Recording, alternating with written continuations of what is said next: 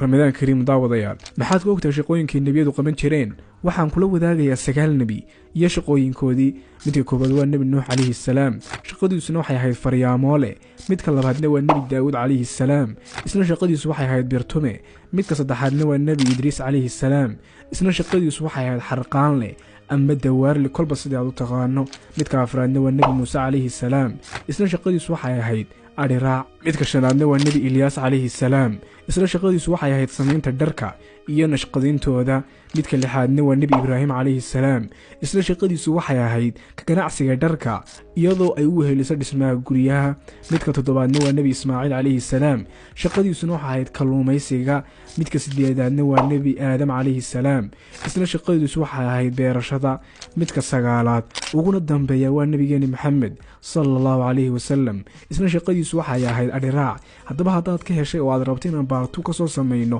commentiga hoose noogu sheeg hana iloobin inaad like saarta muuqaalkan haddaad ka heshay sidoo kalena aad nagula saaxiibta barteena TikTok